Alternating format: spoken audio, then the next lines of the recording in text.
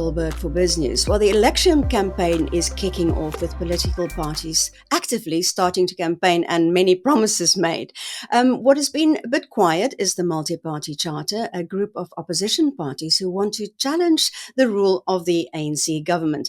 And with me is the chair of the multi-party charter, Professor William Gumede, and he's of course also an associate professor at the School of Governance at Wits. Hi, Prof. How are you? Good afternoon, and thank you for inviting me. I'm so happy to talk to you again. And I wish you and your viewers a blessed 2024. Let me start just by saying that coalitions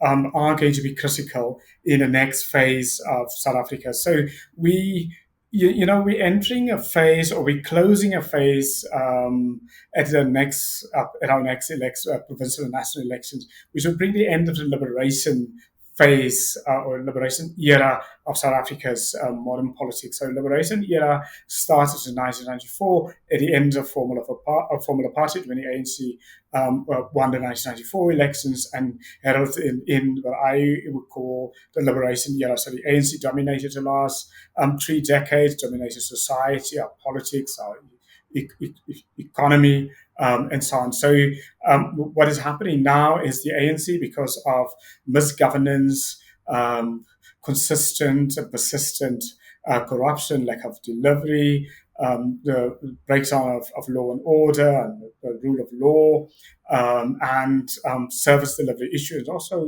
pockets of South Africa that has failed, pockets of the status has failed. All of that has weighted down and forced the end of the liberation era of our politics. Now, the next era post-election, I think, would be a coalition era. Sort of post-liberation would be dominated by coalition politics. So, although the ANC has failed and disappointed the last 3 decades, is still a very powerful organization.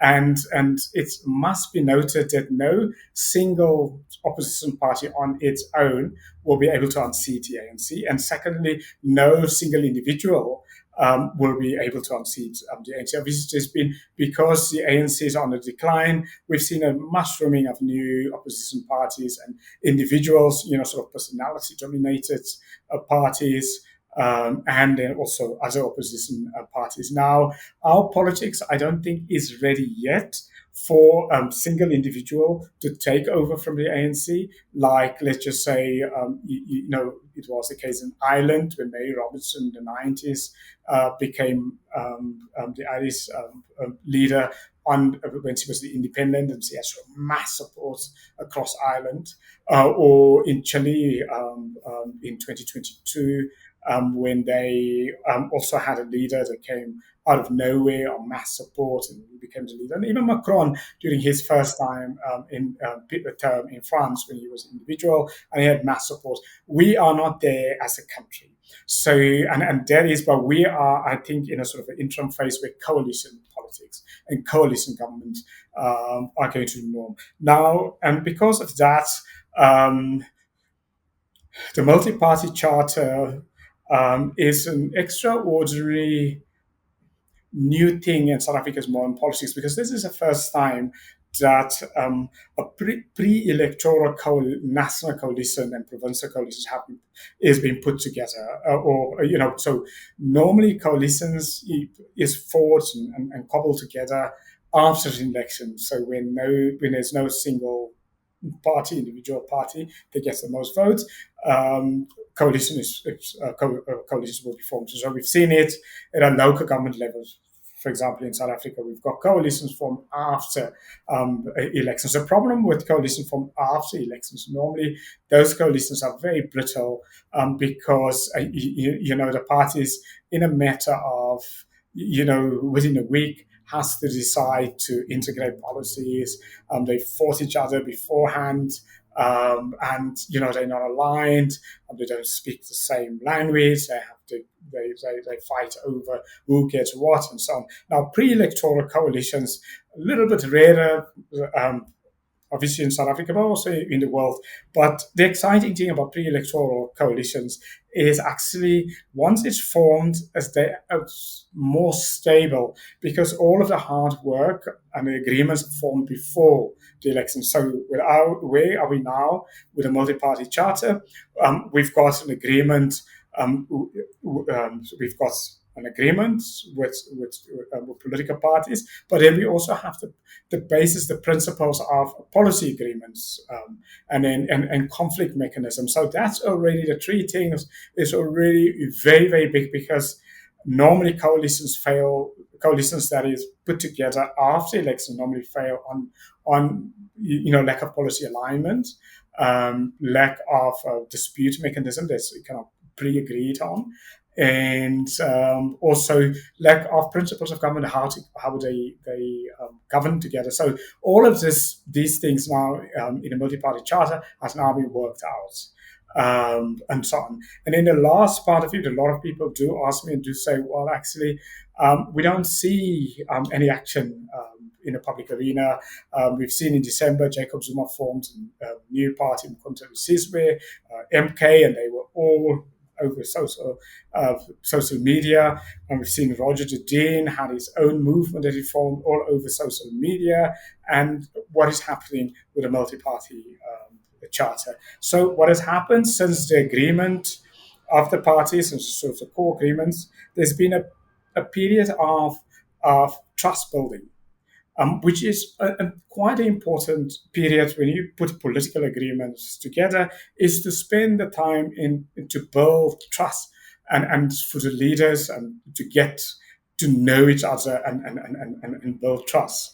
Because that's a core part of political cooperation. Obviously, in all other corporations, trust building is very important. But it's also very important when leaders agree at a national level for those agreements to move, to go down to the individual parties and to be adopted and accepted by the parties for it to be supported. So those sort of processes in political parties often take a bit of time. So that is what has happened the last couple of months is, the sort of the big agreements, and those agreements then being filtered down to at a party level to the sort of lower levels, and for the parties adopting those agreements. And then the other element, the other pillar, has been a trust building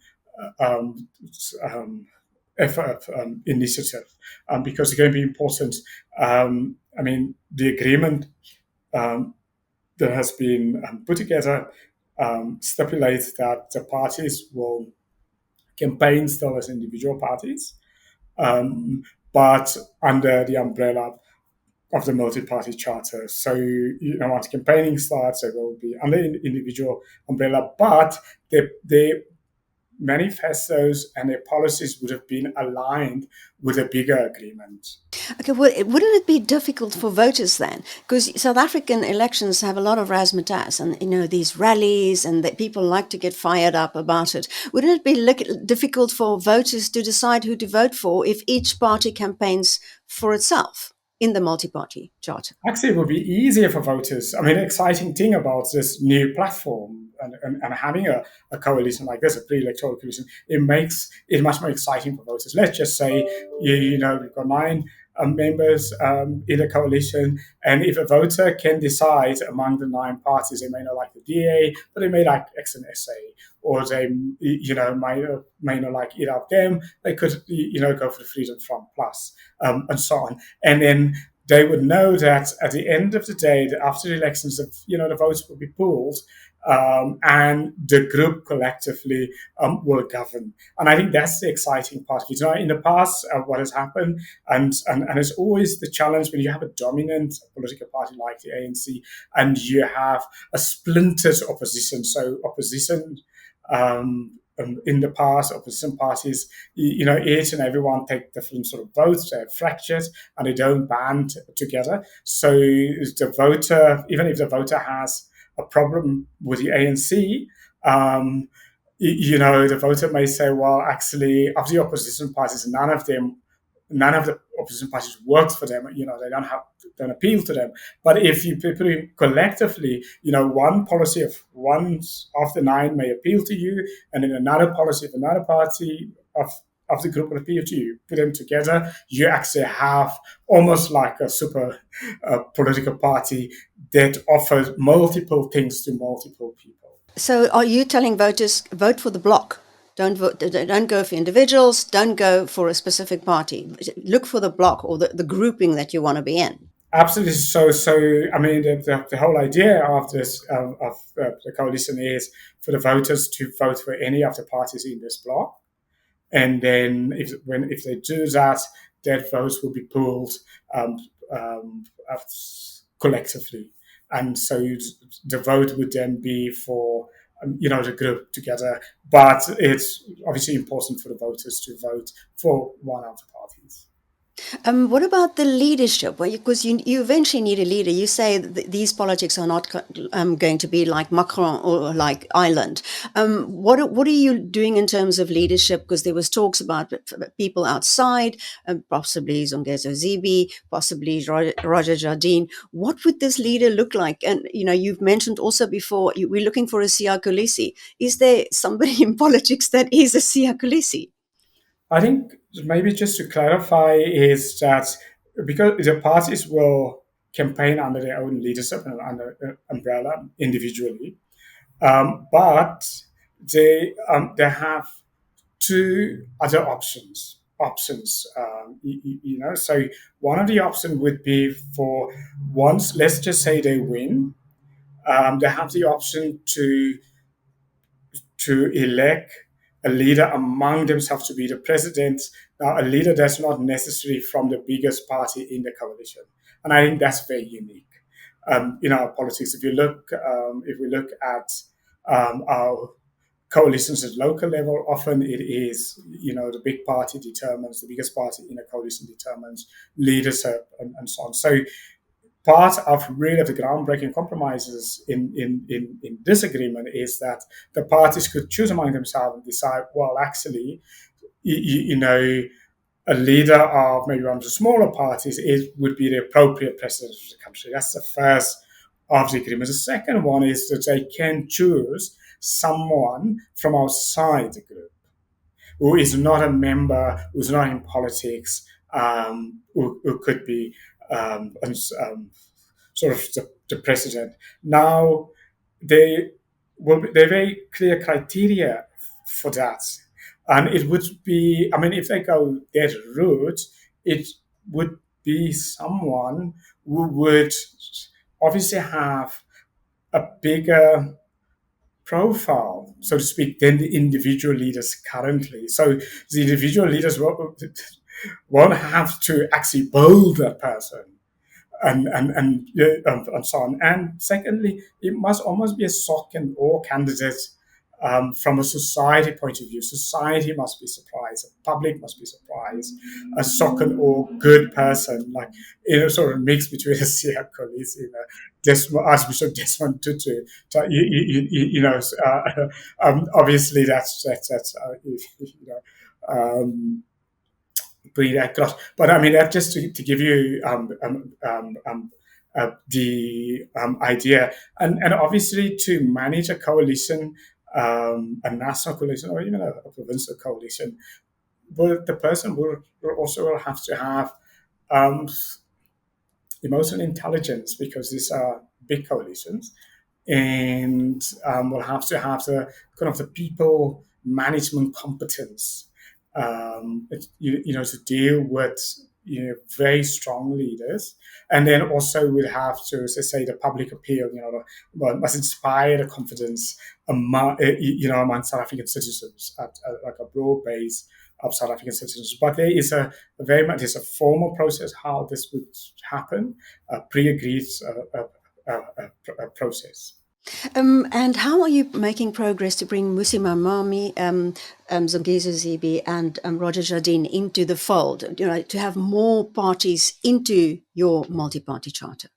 So the conversation is to bring as many like-minded parties into the fold. I mean, that is very, very critical. So now that the group has agreed on basic policy positions, it becomes easier to invite others in, because others must, there is a criteria of entry. So the policy positions that they've agreed on becomes the criteria of entry. So, among the things, for example, the policy agreement is the constitution. And you may say, oh, well, the constitution is obvious, but it's not as obvious in the South African context. I mean, one of the reasons why we as a country have struggled with the rule of law is because so many people contest our constitution. They don't recognize our constitution. Many South Africans don't. They are parallel competing constitutions. There was the ANC's own culture is a constitution almost on its own, competing against our national constitution. In some rural areas, there's customary law that competes against our constitution. If you're a woman in a rural area, I mean, you are not equal because of customary law. And there is sort of, in towns, there's gang law. There's even, sectors that are outside our constitution, like taxi industry, where people don't follow the constitution and our laws. So it is quite important to have the constitution as the key policy and to implement it. And so, there's just one of the sort of principles that binding the group together that they've agreed on. So, I mean, it would be, because when I started off saying that this is not a moment in South Africa's political history for parties, standalone parties, to win elections. That's not going to be the case. This is not a moment for that in South Africa, or for personalities, individual personalities. Despite the fact that the ANC is on the retreat and the ANC is declining, individuals and standalone parties are just not going to push the ANC out. In fact, my own view is that they're going to really, really struggle. So it is better for these parties, which are Rise Mzansi, or any of the new, or Bosa, Musi Mamani, and any of the new parties that's been formed, to be part of the coalition. Our problem with our politics right now is that there are too many different political parties and individuals forming parties, and they splinter the opposition. And that will allow, if you have a sort of a splintered opposition field, allow the ANC to return, because the opposition is splintered. And that is why the effort to build a multi-party charter opposition coalition. So my appeal then to the opposition parties that